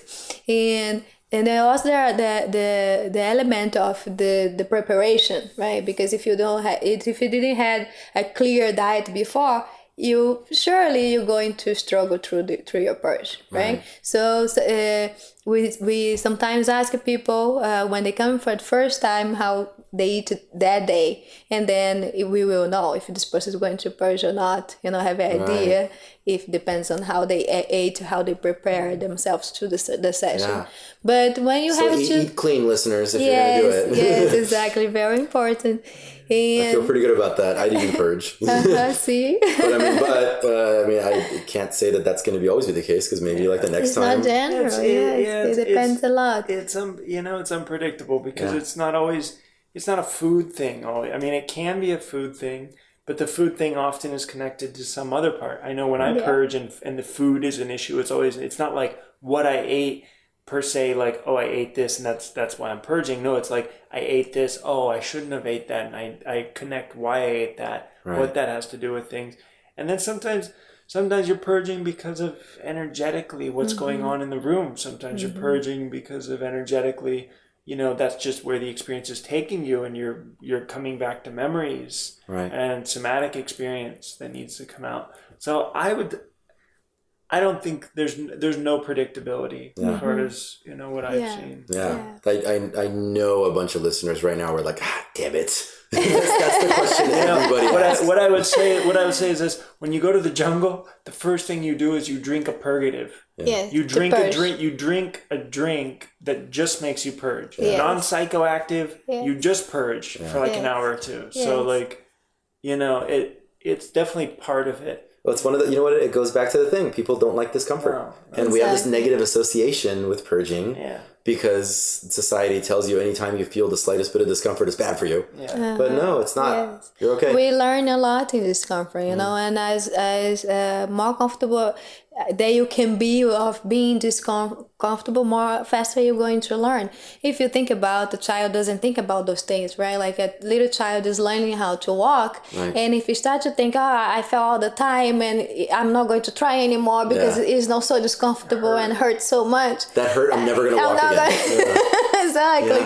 So you see, to go back to a child's approach, mind approach, right? We will gain so much more.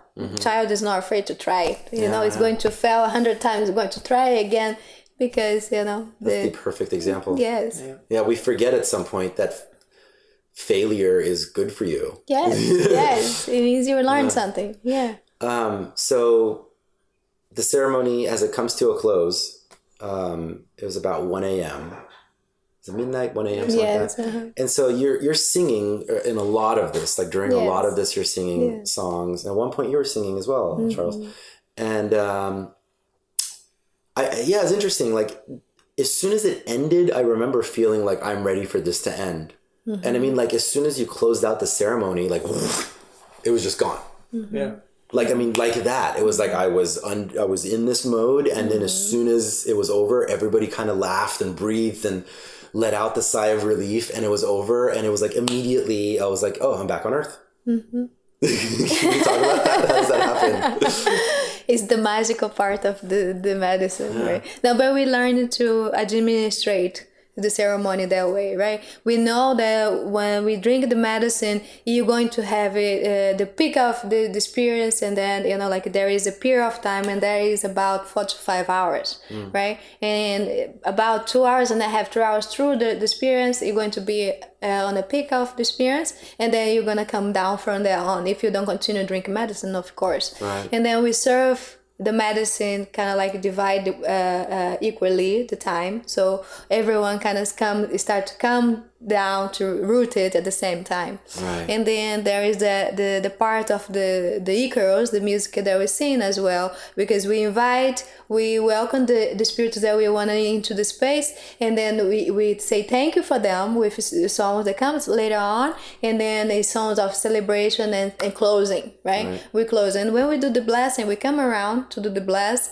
and we do this blessing for the same purpose, to bring the conscious back into the space where we started. Right. It's incredible. This cough, by the way, I've had this little bit of a cough, sore throat, since the ceremony. I can tell you, like this past week, I mean, while that kind of dark chapter was happening, I remember I had this thought of like, why would anybody come back to do this? And then like, as soon as it ended, I was like, I'm ready to do it again. Like right away. Like the next morning I woke up, I'm like, yeah, I could totally ready to do it again. It's like going to the park. This thing there is really big that goes around. The Ferris wheel? It's really scary, right? Like it goes up and Merry-go-round's not down. scary. Right, there you go. I don't know the name, but it goes around. And you sit in the chair, and it's so scary, terrifying. Like you're going to die, but you scream and everything, and then when you finish, you say, "Oh, that was fun." A roller coaster. Yes. Oh, roller coaster. Yeah. Because you kept making a circular. That's scary. But... So, this whole week, I mean, I've just been feeling like Superman. Focus, clarity. Yes. Journaled like 6 pages in a row. Like, I mean, just everything. Just boom, boom, boom. I mean, I'm just like feel the most focused and activated that I've ever felt. Yes. And I've had other experiences like this, like my first DMT trip, like my first major energy healing work, my Kundalini awakening experience. Usually, and a lot of people will describe this, is that you get this feeling for a couple of weeks and then it goes away. Yes. Have you observed that that's a thing that happens with ayahuasca as well? Yeah, I think with any of these... And can I clarify, by the way, for listeners, I've had the exact same experience. However, what I've found is that it's up to you to hold on to it. Yes, like you of should course. meditate daily. You should be writing about it daily. You got to hold on to that. It is a practice like every other practice, right? For meditation, you're not going to become a master or get anywhere if you just sit one time in meditation, right? You wanted to maintain a practice of meditation so you can maintain your state of pure mind and silence, right? and centeredness, right? And yoga, the same thing. You go to yoga if you want to be good at yoga. If you want the benefit of the practice of yoga, you're not going to yoga just one time. You're going to practice many times. You're going to go to yoga until your body respond to that practice well enough, and you're not feeling no longer the uncomfort of the practice. Right. And the medicine is the same thing. The medicine is going to open up gates and doors within yourself. Is going to give you the state of well-being, right? But we live in this world. We live on this in the world. Physical world. Exactly, in in this world of an illusion. And unfortunately, at this point yet, we don't have the support, the community support, the society support to maintain us in that higher state. Yeah. So we then make a practice of it, right? We make a practice of going to meditation, as you say. We make a practice of going to yoga to maintain that state of well-being. There is many practices that one can do to maintain that elevated state of consciousness. But ayahuasca has like this, reputation, like this. Is it a myth that's been built around it that or is it that really that it stays in you a little bit longer than any of the other? Because people do have this experience once and they come back and they feel changed. And and here's the thing with ayahuasca and with medicine. Is that, we refer to it as medicine, but really what it's doing is it's opening up an access point within us, right? Stan Groff talks about this. And the fact that Stan Groff is the developer of holotropic breathwork and probably probably the leading expert, if not, one of the most, if not the leading expert in non-ordinary states of consciousness. And he talks about specifically that we have an inner healer. Right, we have this inner part of us that can transform, and so you see transformation happen with, a multitude of experiences. You mentioned a few, right? But there's countless ways of transformation. The transformation is all internal, right? It's not the external experience. The external experience just allows. It's like an access. It's like a key. So ayahuasca is a key, and oftentimes ayahuasca is a very powerful key. It's something that's very memorable, something that stays with people, really. It's like, whoa, because it's so otherworldly. Yeah. It's so out of their normal realm of understanding that it's easy to be like, okay, come back to that experience. That was life-changing. But the change is all internal. Yeah. And that's what it comes down to. And that means that it can easily change back. Yeah. Right, it can just by decisions, by the human factor, right, and that I think sometimes gets lost, and people do medicine and do all this work and forget that there's the human factor, the decision maker within, the consciousness within that's really doing it all, and so it's transformational. And it's a bookmark experience, but the transformation is in the long term, the little things, right? The changes, the yoga, the eating differently, the engaging with family differently, the relationship adjustments. I think that's the It's the perfect note to end this conversation on. I can't thank you both enough. It was absolutely such a beautiful and powerful experience. And Thank you for this opportunity. it was, it's like I said, I've been feeling called to it for probably 3 years, and just things didn't quite feel right. And then this felt, I was like, oh yeah, intuition. This is the one. This is the time to do it. And they're really truly amazing. I want to say one last thing. The medicine, when you drink the medicine opens up your conscience. You realize so many things that you were not aware before, but it's up to you to do the action, right, on those things. Like you feel energized, you feel really good, and you start noticing your awareness is different because you were open in such a way that now you go back to your daily life and you notice that your awareness is different. And probably you're going to have more chances to make the right choice for your life, right? Around food, around your environment, around your relationship, because you are sensitive enough, having the opportunity to be open that way, for your conscience to be open that way with the medicine. Right. But it's of course accepted to you to maintain that, to make the actions on the choices that comes up. It's your journey. Yes, it's your life. It's for me. The word that kept coming to me was my trajectory. Yes, exactly. Thank you. Do you think I could ask you to sing?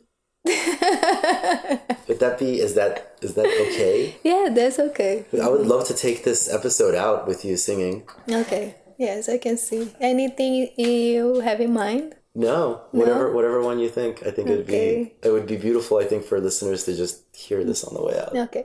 There is one song that I enjoy a lot, and it talks about the jungle. It talks about the medicine, and it talks about the way the medicine make it possible for me to see my reality through the eyes of the medicine. But it's in Spanish. Beautiful. Okay.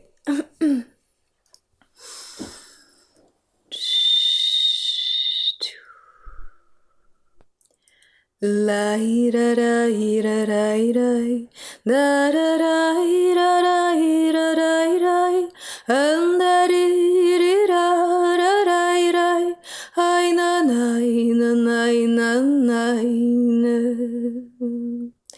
la ira ra ira ra ira andari ira ra ra ira andari ira ra ra ira ai na na na na na na. Canta selva, canta, canta, pinta, cielo pinta, alegrande Creador que me deu amor e vida. Canta selva, canta, canta, pinta, cielo pinta, alegrande Creador que nos regaló la vida. Ama, gente, ama, força, força nesta vida, em momento de agonia, mira arriba las estrellas. Ama, gente, ama, ama cordilheira, selva, montanhas que vêm e llegan a mostrar sabedoria. Ama, gente, ama, pluma negro, índio pinta, amistad y curanta, que mi Deus le guarde en vida. Eu le canto a la vida, a la luz y a esperanza. Eu le canto a la selva y ao tiburon de ayahuasca. Eu le canto ao mistério que se sente e se vê. Eu le canto ao divino porque luz. Yeah.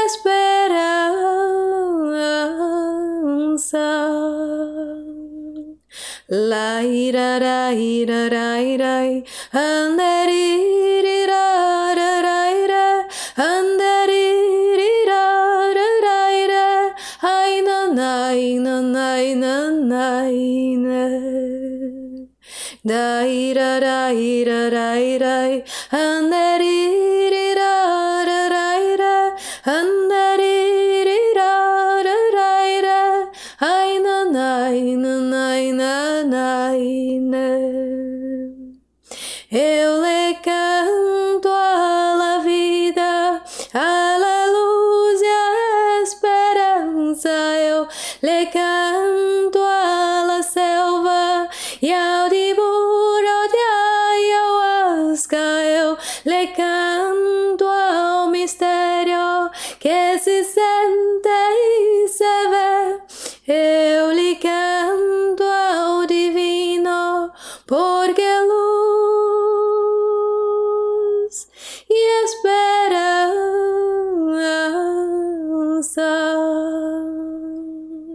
La ira ra ira ra ira anderi ira ra ra ira anderi ira ra ra ira ai na nai na nai na nai na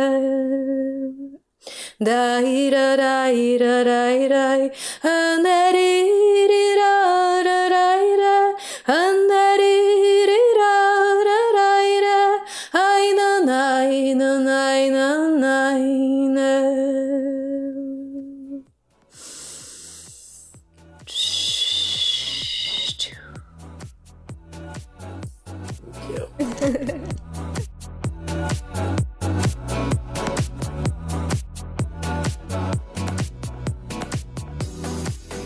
There he is. To learn more about how you can attend one of Charles and Tati's Costa Rica retreats, stay tuned to ayashakti.com. That's spelled AYASHAKTI.com. As of this recording, the site is still being kind of built, but you can also search for Ayashakti on Facebook. But stay tuned to that website. The information will be up very, very soon if you're wanting to go experience this thing in South America. As you heard, Charles is no longer running the Ibogaine Aftercare Center, but a quick search on the internet shows me that there are more and more popping up out there. There's a couple in Vegas. It looks like Vice did a story on that one. Also, when Dr. Thomas Kingsley Brown was on recently on episode number 60, he did tell us that Ibogaine treatment centers have like tripled in the world since he was on the show the first time, which, by the way, that's why we called that episode The Rising Tide. Our community is growing, and you are not alone, my friend. You can connect with me on all the social medias at Mr. Arash. That's MRARASH. I am most active on Facebook and Instagram, but you can tweet me and stuff too. Follow Burner Podcast on Facebook to stay up to date on all things Burner Podcast. Burner Podcast is released on the first and third Wednesday of the month and is available on Stitcher, iTunes, Spreaker, iHeartRadio, and TuneIn Radio, among others. The show is not hard to find.